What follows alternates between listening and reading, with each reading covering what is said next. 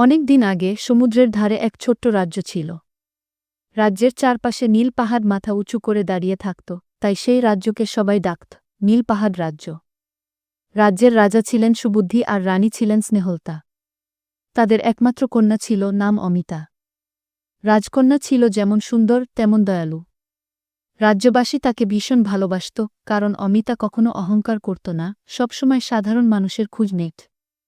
নীল পাহাড়ের একপাশে ছিল এক গভীর বন। লোকেরা বিশ্বাস করত সেখানে এক জাদুকরী থাকে, যে কাউকে ধরা দিলে তাকে পাথরে পরিণত করে দেয়।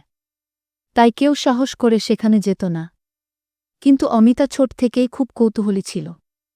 সে দূর থেকে প্রায়ই বনের দিকে তাকিয়ে ভাবত, সত্যিই কি ওখানে জাদুকরী থাকে। একদিন সকালে প্রাসাদের বাগানে হাঁটতে হাঁটতে অমিতা একটি অদ্ভুত পাখি দেখতে পেল। পাখিটির পালক ঝলমল করছিল সোনার মতো। অমিতা ধীরে ধীরে কাছে যেতেই পাখিটি হঠাৎ উড়ে বনের ভেতরে ঢুকে গেল। কৌতূহলী রাজকন্যা পাখিটির পেছনে দৌড়ে গেল। সে জানত সেখানে যাওয়া বিপজ্জনক, তবুও থামল না। কিছুদূর গিয়ে হঠাৎ সে শুনল একটা করুণ কান্নার শব্দ। অমিতা চমকে দাঁড়িয়ে দেখ।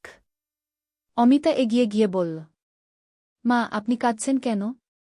বৃদ্ধা মাথা তুলে বলল, মা, আমি বনের ভেতরে কাঠ কাটতে গিয়েছিলাম। হঠাৎ আমার নাতি হারিয়ে গেছে। অনেক খুঁজেও পাচ্ছি না গে। অমিতা দয়ালু ছিল। সে সঙ্গে সঙ্গে বলল, চিন্তা করবেন না, আমি খুঁজে বের করব। অমিতা বনের ভেতর আরও এগিয়ে গেল। কিছু দূর যেতে না যেতেই হঠাৎ সে দেখল এক বিশাল সোনালি খাঁচার ভেতরে একটা ছোট্ট ছেলে কাঁদছে। খাঁচার সামনে দাঁড়িয়ে আছে এক লম্বা মহিলা, যার চোখ জ্বলছে আগুনের মতো। এটাই সেই ভয়ঙ্কর জাদুকরী। জাদুকরী গর্জে উঠল, কে আমার জাদুমন্ত্রের বন ভেঙে এসেছে? অমিতা ভয় পেলেও সাহস করে বলল, আমি রাজকন্যা অমিতা। দয়া করে ছেলেটিকে ছেড়ে দিন গু। জাদুকরী হেসে উঠল, না, আমি 100 বছর ধরে একা। কেউ আমার সাথে থাকতে চায় না। তাই আমি শিশুদের ধরে এনে নিজের কাছে রাখি গু। অমিতা শান্ত গলায় বলল, ভয় দেখিয়ে কাউকে কাছে রাখা যায় না মা। ভালোবাসা দিয়ে চেষ্টা করুন গু। এই কথা শুনে জাদুকরী আরও রেগে গেল। সে বলল, তুমি আমায় শেখাচ্ছ? ঠিক আছে, তোমাকেও আমি পাথর বানিয়ে ফেলব।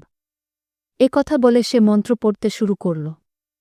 অমিতা চোখ বন্ধ করে ঈশ্বরের নাম নিতে লাগল।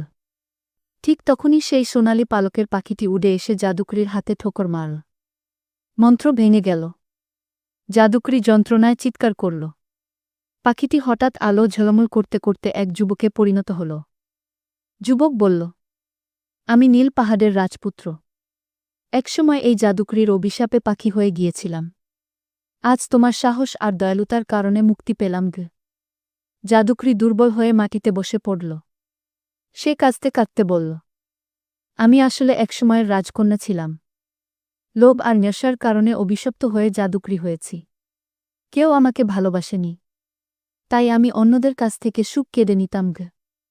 অমিতা তার হাত ধরে বলল, ভালোবাসা ছিনিয়ে নেওয়া যায় না, তা ভাগ করে নিতে হয় গে। রাজপুত্র মাথা নেড়ে সম্মতি দিল। তখন আশ্চর্যজনক ঘটনা ঘটল। জাদুকরীর চোখ থেকে অশ্রু পড়তে না পড়তেই তার শরীর থেকে কালো ছায়া সরে গেল। সে আবার আগের মতো এক সুন্দরী নারী হয়ে গেল। ছেলেটি খাঁচা থেকে মুক্ত হল। বৃদ্ধা নাতিকে ফিরে পেয়ে কেঁদে ফেল। সবাই আনন্দে রাজপ্রাসাদে ফিরে এল। রাজারানী মেয়ের সাহস দেখে গর্বে ভরে উঠলেন।